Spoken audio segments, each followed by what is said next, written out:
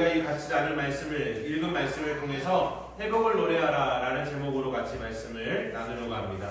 회복을 노래한다 라고 해서 정말 아름다운 노래에 대한 이야기가 등장하진 않죠. 그러나 이 회복에 대한 것은 절대적으로 하나님의 은혜라는 사실들을 생각해 나가면서 오늘 말씀을 같이 나누었으면 좋겠습니다. 자, 우리 서로 인사했으면 좋겠습니다. 사랑하고 축복합니다. 그리고 감사합니다. 사랑하고 축복합니다. 그리고 감사합니다. 안양선민교회는요, 하나님의 선택을 받은 선민으로서 살아가는 거룩한 백성인 것을 인식하고 하나님이 허락하신 교회를 더욱 섬기고 사랑하는 공동체가 되기를 소망합니다. 더불어 오늘 허락하시는 말씀을 받아 기쁨으로 누리며 그 말씀대로 살아가는 저와 성도님들이 되기를 주의 이름으로 축원합니다. 정말 우리 교회 성도님들은요, 하나님 나라를 말로써 하는 것이 아니라 살아냄으로써 하나님께 영광을 돌리는 우리 모든 성도님들이 되기를 주의 이름으로 축원합니다. 오늘 본문을 묵상하면서 이 참 읽어나가면요, 몇 가지의 일들을 이야기하는데 가장 많이 반복되는 단어가 무엇이냐면 여호와께서 그들을 위하여 큰 일을 행하셨다라는 이야기입니다. 그리고 또한 이제 우리를 위하여 큰 일을 행하셨으니라는 이런 단어들이 많이 등장하는 것을 알게 되죠. 그래서 본문에서 말하는 큰 일은요, 딱 정리해서 말하면 바벨론 포로 70년의 시간이 지나간 다음에 이 예루살렘으로 곧 이스라엘로 귀환하는 하나님의 놀라운 역사를 노래하는 것임을 알게 합니다. 특별히 오늘 본문 126편은요, 이 시편 가운데 성전으로 올라가는 노래 가운데 7번째에 편성된 말씀입니다. 다시 이야기해서 하나님 나라, 곧 하나님의 이 도성으로 올라가는 그 기쁨으로 노래한 책이라는 것이죠. 그런데 이 하나님의 큰일이 있을 때 그 백성들 모습 안에는요, 얼마나 기뻤는지 꿈꾸는 듯한 기쁨과 웃음과 찬양이 가득하다라고 고백하고 있습니다. 당연하겠죠. 바벨론 포로에서 70년 만에 자기의 본향으로 돌아가는데 얼마나 기쁘겠습니까? 얼마나 즐겁겠습니까? 그런데 오늘 이 본문을 곰곰이 좀 묵상을 해봤어요. 정말 기뻤을까? 정말 모든 것을 다 제쳐놓고 정말 이렇게 웃음이 만개하고 너무나도 기쁜 일만 있었을까? 라고 생각을 했을 때 저는 그러지만은 않았을 것 같다라는 생각이 먼저 들었습니다. 왜 그러냐면요, 그들의 70년이라는 시간은 결코 짧지 않은 시간이에요. 70년 가운데 바벨론에서 살았다는 것은요, 그들의 모든 삶의 터전이 다 어디에 있다는 거예요? 바벨론에 이미 있다는 것을 이야기하기 때문입니다. 그러면 그들이 이것을 다 놓고 예루살렘으로 돌아오는 것이 정말 과연 기쁘기만 하였을까? 라는 생각이 먼저 들더라고요. 그러나 부정할 수 없는 것은요, 그들이 정말 자유를 얻었다는 것은 정말 기뻐할 일입니다. 또 그들이 정말 본향으로 돌아온다는 것은요, 그 무엇으로도 비교할 수 없는 기쁨과 즐거움이 그들에게 있다는 것은 부정할 수 없어요. 그러나 그들 앞에도 놓여져 있는 문제는요, 심각했다는 것을 우리는 놓쳐서는 안 됩니다. 자, 우리 한마디만 좀 생각을 해보면 우리 70년이라는 시간을 좀 생각을 해봤으면 좋겠어요. 이 70년이 얼마나 긴 시간이냐면요, 성경에서 이렇게 이야기하죠. 한 사람의 인생을 이야기할 때 한 70으로 생각을 하죠. 그리고 길면 80이라고 이야기합니다. 그만큼이나 한 사람의 인생을 표현할 때도 70년이라는 시간은요, 그 사람의 전체 인생을 이야기할 만큼 긴 시간이에요. 특별히 포로기로서의 이 시간은요, 말할 것이 없겠죠. 자, 우리나라도요, 이런 포로기 같은 정말 어둠의 기간이 있었습니다. 바로 일제감정기였죠. 일제감정기는요, 몇 년이었죠? 35년에서 36년 정도로 이야기하죠. 이 35년이라고 하면요, 딱 70년의 절반밖에 되지 않아요. 그런데 이 35년의 이 영향력은요, 엄청났습니다. 지금도 우리는 그 영향력 속에서 살아간다고 해도 무방하다고 이야기할 수 있어요. 왜냐면요, 언어적인 문제 때문인데, 혹시 이렇게 노동을 하는 이 건설 현장에서 나가보면요, 건설 현장에서 이 일본어를요, 너무너무 쉽게 만나볼 수가 있습니다. 이 일본어 가운데 이 건설 현장에서 사용되는 이 모든 단어들이 거의 한 160개 이상이 일본어로 되어 있다고 해요. 예를 들어서 뭐 빠루, 시마이, 잡아라 뭐 이런 게 다 일본어거든요. 근데 이 건설 현장에서는 이런 단어 없으면 일을 못하잖아요. 그만큼이나 우리 안에 일본어에 대한 이 내용들은요, 일본의 잔재는요, 우리 안에 깊이 새겨져 있었다는 것입니다.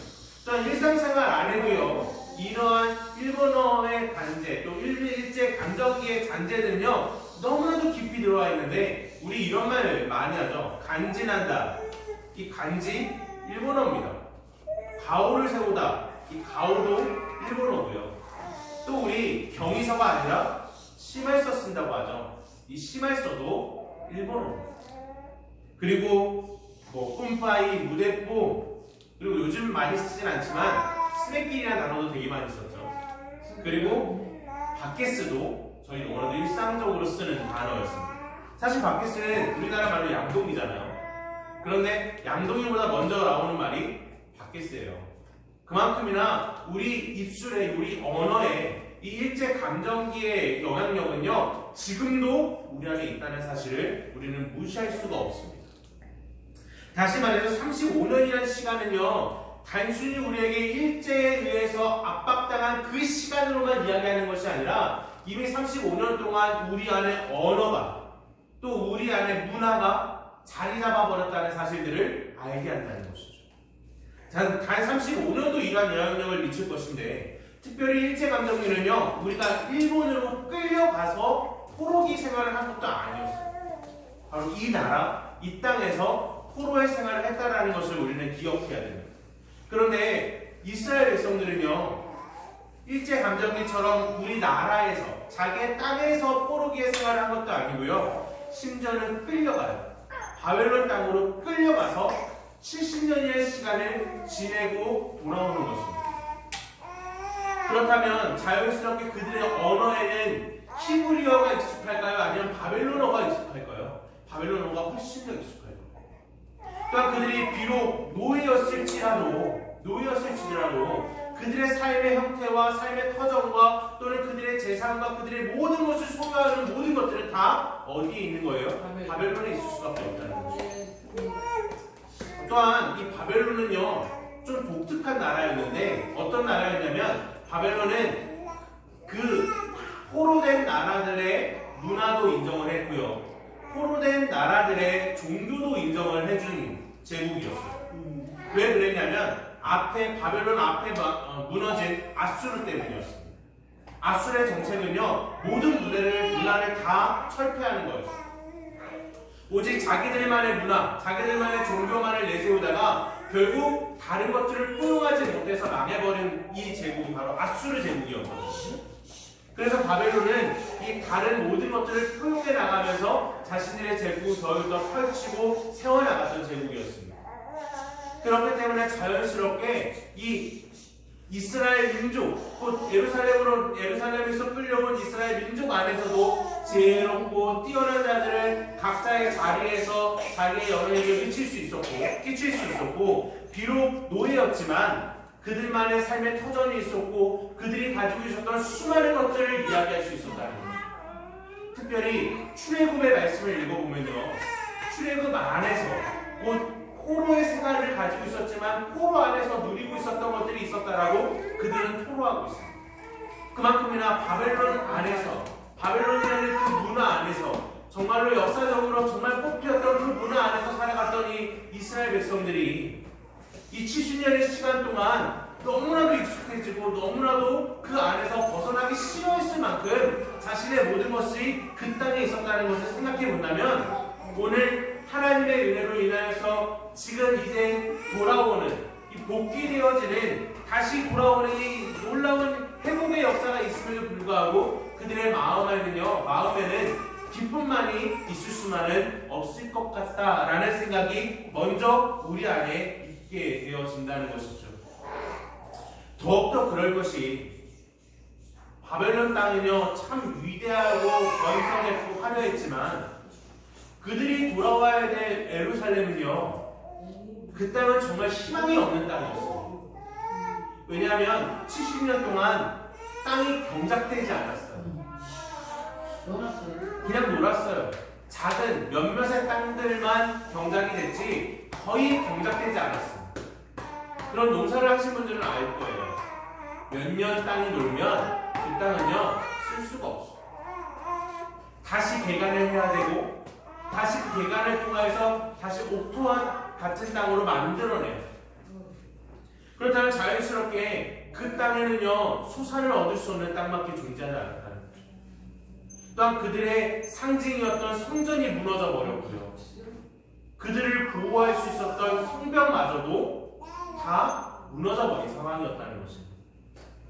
그렇다면 이스라엘 백성들이 다시 돌아와야 되는 이 상황에서 그 땅으로 돌아온다는 것은요 마냥 기쁠 수만은 없었을 거라는 거예요. 단순히 그 땅으로 돌아오는 것이 어려움이 아니라 어찌 보면 자신의 생명을 보존받을 수 없는 두려움의 상황으로 있을 수밖에 없는 상황이지 않았을까라는 생각을 떨쳐버릴 수가 없었습니다. 실제로 학개서 1장 4에서 11절을 또 스가랴서 4장 1에서 6절을 읽어보면 그들의 어려운 삶을 여실히 보여주게 되어지는 것으로 알게 됩니다. 어떤 어려움이 있었냐면요, 가장 먼저 이방인들의 공격이 있었습니다. 성전을 건축하려고 하고 또 성벽을 세우려고 할 때마다 이방인들이 나타나서, 특별히 사마리아인들이 나타나서 그 모든 것들을 방해하고 그 모든 것들을 세울 수 없도록 끊임없이 공격했습니다. 또한 자연스럽게 그렇기 때문에 나타나는 현상인 경제적인 어려움도 그들에게 있었다는 것을 알게 됩니다. 경제적인 어려움으로 인해서 그들은요 하루하루 사는 것이 너무나도 힘들었다라고 성경은 우리에게 분명히 이야기하고 있는 것입니다. 이런 상황 안에서도 시인은요 이 하나님의 큰일에 대하여 정말 기쁘고 즐겁고 정말로 웃음이 넘쳐난다라고 얘기합니다. 과연 왜 시인은 이렇게 고백하였을까? 왜 이 시인은 이렇게 노래하는 것일까? 라는 것을 좀 더 깊이 묵상을 하기 원했습니다. 그래서 고민을 하고 또 이 말씀을 읽어보니까요 중요한 한 가지가 있었습니다. 그것이 뭐냐면 이 70년 만에 회복하여 돌아오는 것은 하나님의 약속이었다는 것입니다. 하나님께서 이미 말씀하신 그 약속이 성취되는 것이라는 사실을 우리는 기억해야 된다는 것입니다. 에레미야서 25장 11절에서 12절은 다음과 같이 말씀합니다. 이 모든 땅이 폐허가 되어 놀랄 일이 될 것이며 이 민족들은 70년 동안 바벨론의 왕을 섬기리라. 여호와의 말씀이니라. 70년이 끝나면 내가 바벨론의 왕과 그의 나라와 갈대아인의 땅을 그 죄악으로 말미암아 벌하여 영원히 폐허가 되게 하되 라고 말씀합니다. 또한 다니엘서 9장 2절은요 곧 그 통치 원년에 나 다니엘이 책을 통해 여호와께서 말씀으로 선지자 에레미야에게 알려주신 그 연수를 깨달았나니 곧 예루살렘의 황폐함이 70년 만에 그치리라 하신 것이니라. 아멘. 바로 예언자들과 선진들이 70년 만에 회복하여 돌아올 것을 예언하고 있었다는 것입니다. 그렇기 때문에 이 시인은요 바로 이것이 하나님의 역사이고 하나님께서 신실하게 그 약속을 지키셨다는 이 사실 때문에 그 모든 환경을 뛰어넘어 하나님께 감사하고 하나님의 은혜를 노래할 수 있었다는 것입니다. 그도 그럴 것이요. 사실 이 자유를 얻는 것, 이 포로의 생활에서 해방되는 것은요 사실 언제 해방이 될 수 있을지 아무도 몰라요. 특별히 이 포로의 생활에서 또 노예의 생활에서 속국의 생활에서 자유로워질 수 있는 건요 자력으로는 불가능합니다. 다른 큰 나라의 힘이나 외세의 힘으로 인하여서 우리가 자유를 얻는 거예요. 일제시대가 끝나는 상황에서도 잘 생각해 보시면 우리나라의 힘으로 얻은 것이 아니지 않습니까? 세계선택의 패권이 다 정리가 돼서야 일본이 항복을 하고 그리고 몇 년 후에야 우리 안에 진정한 해방이, 진정한 자유함을 얻을 수 있었던 것처럼 이 바벨론의 포로기에 있었던 이스라엘 백성들도요 진정한 자유함을 얻을 수 있는 것은 자신의 힘이 아니었다는 것입니다. 철저히 하나님의 역사 가운데 고레스라는 사람을 사용하여서 하나님은 이들에게 자유와 해방을 허락하셨다는 것입니다.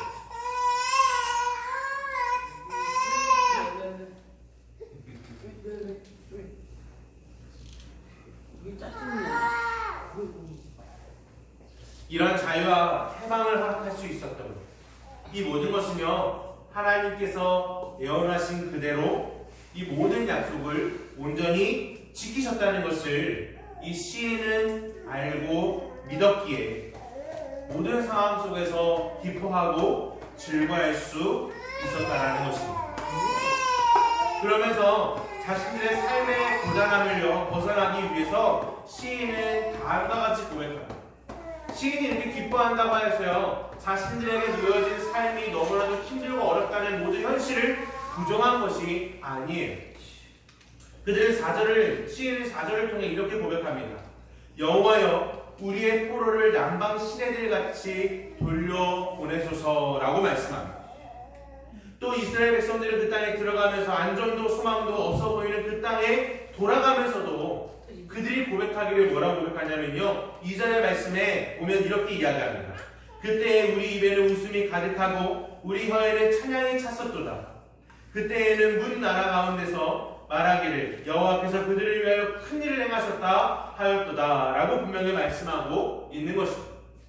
곧 다시 이야기해서 그들이 기뻐하고 즐거워할 수 있는 이유는요 하나님께서 그들 가운데 남방 시내들과 같이 돌려주는 놀라운 축복이 있을 거라는 사실을 이 시인은 믿었기 때문이에요. 특별히 여기서 말하는 남방은요 어느 곳을 이야기하냐면 이 남쪽 사막지대인 네게브 지역을 이야기합니다. 이 네게브 지역이 사막이라고 말씀드렸잖아요.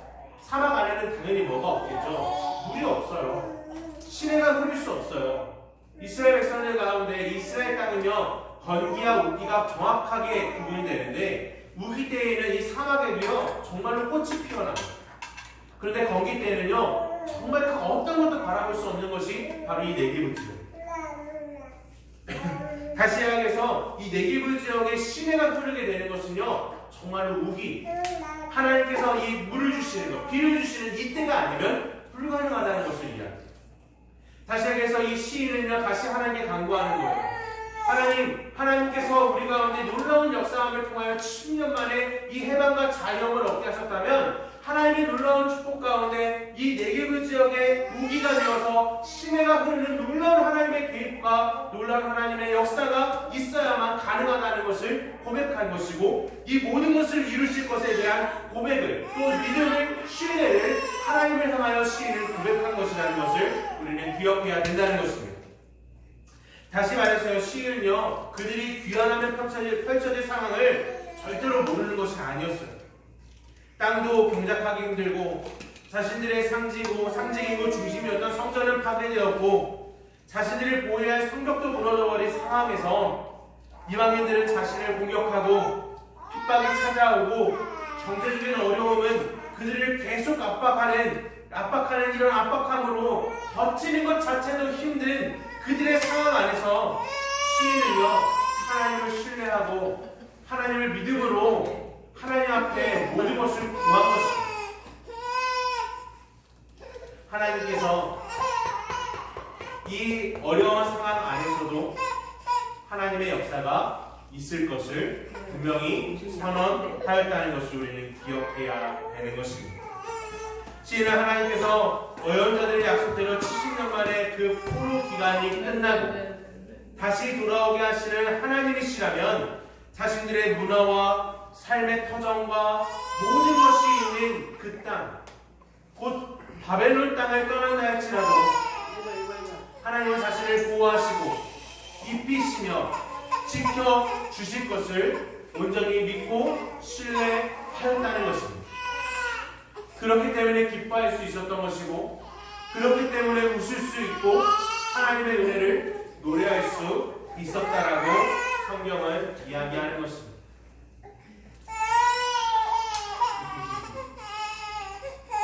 아이고 몸이 안 좋아서 정말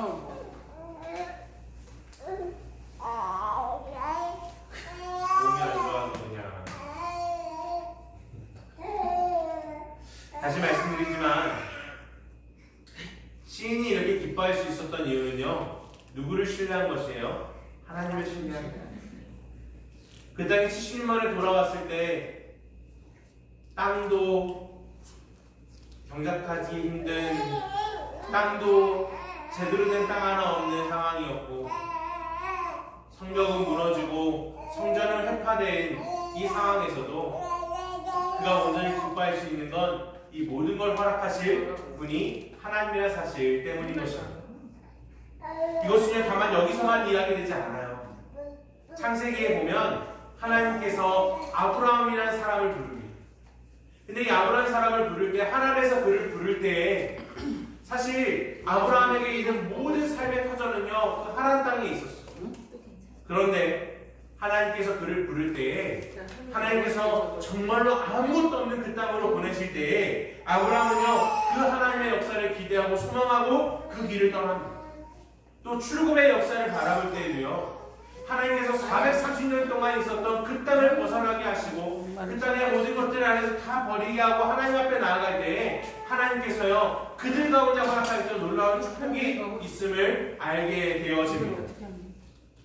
하나님께서 광야 가운데 구름기둥과 불기둥을 허락하셨고요, 아침마다 만나 매출하기를 허락하셨고, 더 나아가 자신들의 의복이 떨어지지 않게 하시는 하나님의 놀라운 축복을 그들이 경험하면서 하나님의 역사와 하나님의 일하심을 그들은 바라볼 수 있게 된 것입니다.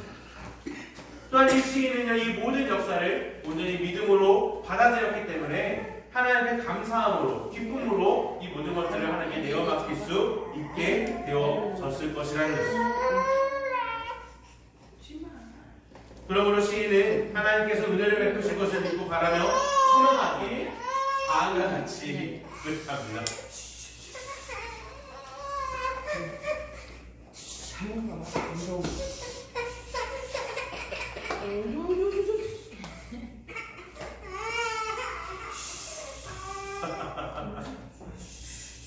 다음과 같이 고백해요. 자, 우리 5절에서 6절은요, 다음과 같이 말씀합니다. 눈물을 흘리며 씨를 뿌리는 자는 기쁨으로 거두리로다. 울며 씨를 뿌리러 나가는 자는 반드시 기쁨으로 그 곡식단을 가지고 돌아오리로다 라고 말씀합니다. 아무것도 없는 그 땅, 소망을 가질 수 없는 그 땅에서 하나님의 은혜를 통하여 얻어질 소산을 바라보며 시인은 고백하는 것입니다. 그 땅의 현실을 힘겹고 눈물을 흘릴 수밖에 없는 것입니다. 그러나 그 시인은요, 그곳에 하나님을 향한 소망을 가지고 씨를 뿌린다고 말씀합니다. 그리고 그곳에서 소득을 얻을 것이라고 확신하고 있는 것입니다. 이렇게 고백할 수 있는 이유는 하나님을 신뢰하고 믿기 때문인 것입니다. 과연 우리는 지금 하나님을 온전히 신뢰하고 믿고 있는지 정말 스스로 질문해 보시기를 주의 이름으로 축원합니다. 이처럼 하나님의 큰일은 하나님의 회복을 의미합니다. 그런데 우리에게도 이 놀라운 해방과 이 놀라운 회복이 있다는 사실을 우리는 기억해야 돼요. 그것은 무엇이냐면 바로 죄에서부터의 해방입니다. 구약에서 우리의 죄에서부터 진정한 해방에 대한 이야기를 할 때에 희년이라는 이야기를 하게 됩니다. 이 희년은요, 안식일, 곧 하나님을 만나는 안식일에서부터 확장되어진 안식년, 그리고 그보다 더 확장된 희년이라는 개념으로 확장되는 것을 이야기하게 되는데, 이 희년은요, 정말로 지금도 우리에게 이 희년이 있었으면 좋겠어요. 희년은 어떤 것을 이야기하냐면요, 희년이 오면 모든 노예제도에서 노예들은 다 풀려나게 됩니다. 그리고 모든 빚도 다 탕감이 돼요. 정말 좋죠. 희년이 오면요, 모든 것이 다 원래 상태로 돌아가는 것입니다. 원래 상태로 돌아가는 거예요. 그래서 이 희년이 선포되면 하나님과의 관계에서부터 시작해서 모든 인간관계가 처음으로 돌아가는 것입니다. 곧 이 희년을 의미하는 것은요, 예수 그리스도의 십자가의 사건을 이야기합니다. 십자가의 사건과 그의 부활하심과 그의 승천과 성령 하나님의 내려오심을 통하여 그 말씀이 우리 가운데 적용되어지는 것과 또 다시 이 땅에 내려오시는 재림에 대한 이야기를 우리에게 분명히 선언하는 것입니다. 그렇게 예배소서 2장 1에서 10절은요, 우리에게 다음과 같이 분명히 선언합니다. 그는 허물과 죄로 죽었던 너희를 살리셨도다. 그때의 너희는 그 가운데서 행하여 이 세상 풍조를 따르고 공중권세 잡은 자를 따랐으니 곧 지금 불순종의 아들들 가운데 역사하는 영이라. 전에는 우리도 다 그 가운데서 우리 육체의 욕심을 따라 지내며 육체와 마음에 원하는 것을 하여 다른 이들과 같이 본질상 진노의 자녀였더니 긍휼이 풍성하신 하나님이 우리를 사랑하신 그 큰 사랑을 인하여 허물로 죽은 우리를 그리스도와 함께 살리셨고 또 함께 일으키사 그리스도 예수 안에서 함께 하늘에 앉으시니 이는 그리스도 예수 안에서 우리에게 자비하심으로써 그 은혜의 지극히 풍성함을 오는 여러 세대에 나타나려 하심이라. 너희는 그 은혜에 의하여 믿음으로 말미암아 구원을 받았으니 이것은 너희에게서 난 것이 아니요 하나님의 선물이라. 행위에서 난 것이 아니니 이는 누구든지 자랑하지 못하게 함이라. 아멘. 우리가 아담 이후로 온전히 범죄한 존재로서 죄의 노예로 살아갔고 그 죄의 영향력과 문화 곧 삶의 터전에서 벗어나기를 거부하며 익숙함에 만족하고 있었던 것이 우리의 모습이었습니다. 그러나 하나님은 약속대로 예수 그리스도를 이 땅에 보내주시고 자신의 힘으로 그 십자가에 정말 이 자신의 힘으로 이 죄의 모든 굴레에서 벗어날 수 없었던 우리를 십자가의 죽으심으로 그 보혈로 인하여서 우리에게 진정한 자유와 해방과 그 기쁨을 누리게 하셨다는 사실을 우리는 기억해야 될 것입니다.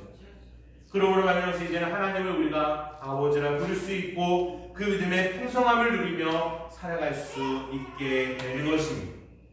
이러한 믿음을 고백했던 에베소 교회의 상황도요 절대 녹록하지 않았습니다. 유대인과 이방인의 핍박과 더러 믿음을 가진 이유로 인하여 경제적인 활동의 제재에 어려움이 찾아올 수밖에 없었습니다. 그러나 그들이 나를 구원하시고 나를 회복시키신 하나님을 신뢰하고 믿음으로 나아갈 때 하나님의 돌보심을 경험하고 하나님의 일하심을 맛볼 수 있었던 것입니다. 그러므로 오늘 본문의 저자의 고백과 같이 예수 그리스도의 보혈로 구원의 은혜를 받은 우리는 다음과 같이 고백할 수 있어야 돼요. 우리 3절인데요. 3절은 정말 우리가 같이 한번 읽어봤으면 좋겠어요. 그런데 가능할 수 있을지 모르겠습니다. 우리 3절 같이 한번 읽어볼게요. 3절입니다. 시작. 여호와께서 우리를 위하여 큰 일을 행하셨으니 우리는 기쁘도다. 다시 한번 읽어볼게요. 시작. 여호와께서 우리를 위하여 큰 일을 행하셨으니 우리는 기쁘도다. 아멘. 이 고백이 우리의 고백이 되어지길 원합니다. 사실 우리는 죄의 영향 속에 있을 때 하나님의 도우심이 있을 거라는 사실들을 우리는 놓쳐버려요. 하나님의 놀라운 역사함이 있다는 사실들을 우리는 잊어버려요. 그러나 우리는 하나님의 도우심과 역사하심이 이 속에 있다면 여호와께서 우리 가운데 놀라운 큰 일을 행하실 것을 우리는 기뻐하고 노래할 수 있어야 하는 것입니다. 바로 그것이 우리 가운데 역사하시는 놀라운 회복. 이 모든 것을 회복하는 것이 하나님의 놀라운 은혜이고 그 은혜 가운데 살아가는 것이 하나님의 놀라운 축복이라는 사실을 우리는 잊어서는 안 되는 것입니다.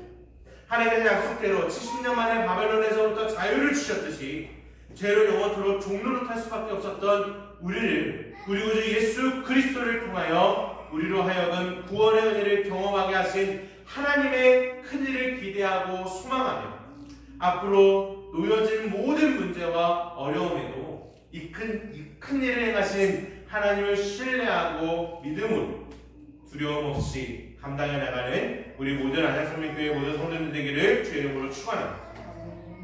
현실은 여전히 우리에게 너희는 할 수 없다고 이야기할 것 같아요. 현실은 너희는 이미 실패하였다라고 말하는 것 같습니다. 그러나 하나님은 우리와 함께 하십니다. 그 큰 일을 행하신 하나님께서 여전히 우리와 함께 하시고 역사하고 계시다는 사실을 우리는 믿음으로 고백해야 되는 것입니다. 그러므로 하면서 우리는 연약하고 우리는 부족할지라도 우리를 도우시는 하나님은 여전히 우리와 함께 한다는 이 사실, 그러므로 우리는 여전히 하나님의 큰 일을 기뻐하고 즐거워할 수 있는 놀라운 축복이 우리 가운데 있다는 사실을 믿음으로 고백하는 우리 모든 성도님들 되기를 주의 이름으로 축원합니다. 주의 이름으로 축원합니다. 같이